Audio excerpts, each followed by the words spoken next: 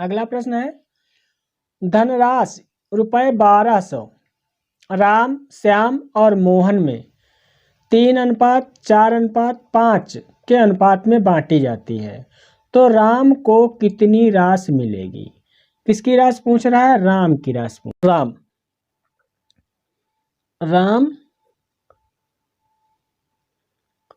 राम और दूसरे हैं श्याम और तीसरा नंबर है मोहन।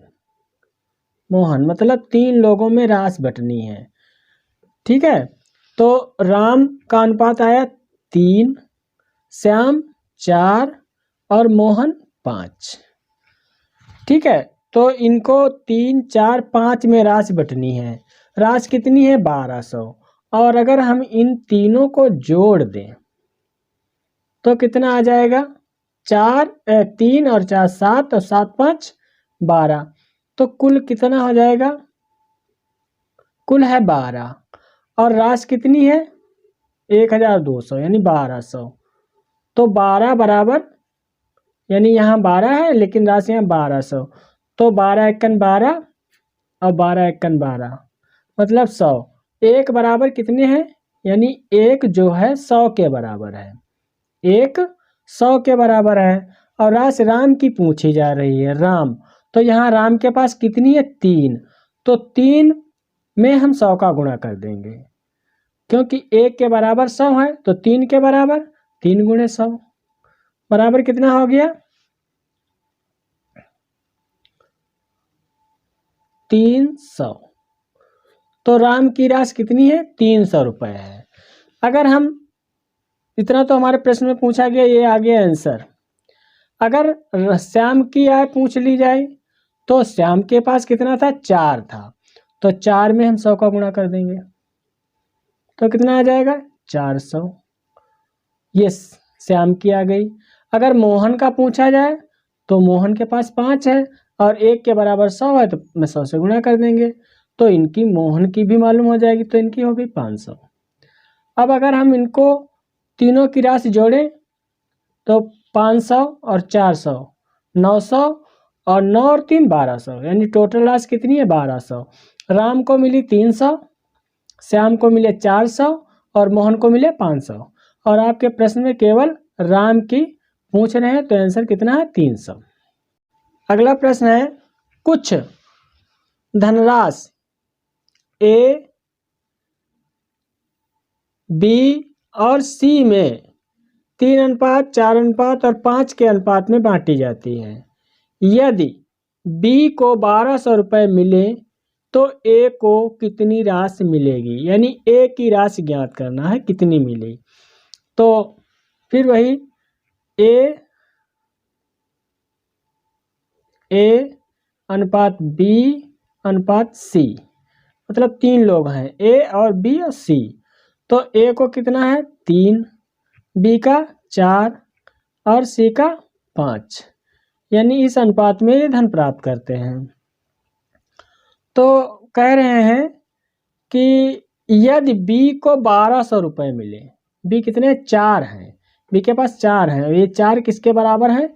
1200 रुपये के बराबर हैं। तो 4 एकन 4, 4 3 12, तो 300 हो गए। यानी एक किसके बराबर है? 300 के बराबर है। एक जो है 300 के बराबर है। और पूछ रहे हैं कि ए को कितनी राशि मिली। ए का नंबर कितना है? ए को कितना मिला है? 3। तो एक 300 के बराबर है, तो 3 बराबर 3 × 300 बराबर में उत्तर आ जाएगा 900। तो ए को 900 रुपये मिले। ए को कितने रुपए मिले? 900 रुपये। एक व्यक्ति के पास 280 मीटर लकड़ी का एक टुकड़ा है।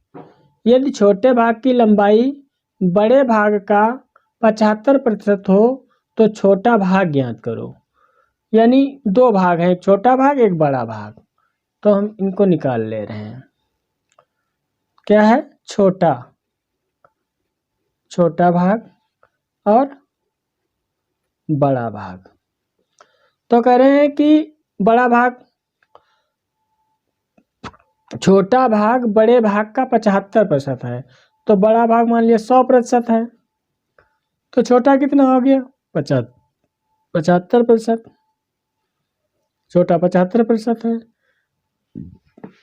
अब इनको हम हल कर ले रहे हैं। 25 तिया 75, 25 चक्कू 100, तो इनका अनुपात कितना आ गया 3:4 आ गया। यानी छोटा है 3 और बड़ा कितना है 4।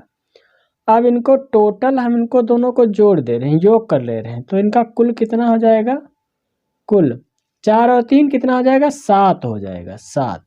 और यही 7 दिया है 280 मीटर के बराबर। कितने बराबर 280 मीटर लकड़ी के टुकड़े के बराबर है।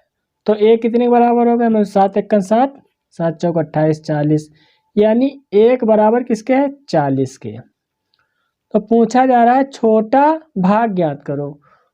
एक 40 के बराबर है, छोटा भाग कितना 3 है, तो 3 × 40 कितना हो जाएगा, 4 × 12,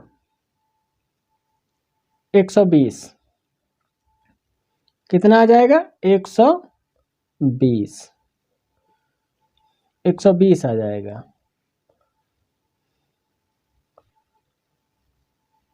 छोटा बराबर हो जाएगा 120 मीटर। आंसर आ गया।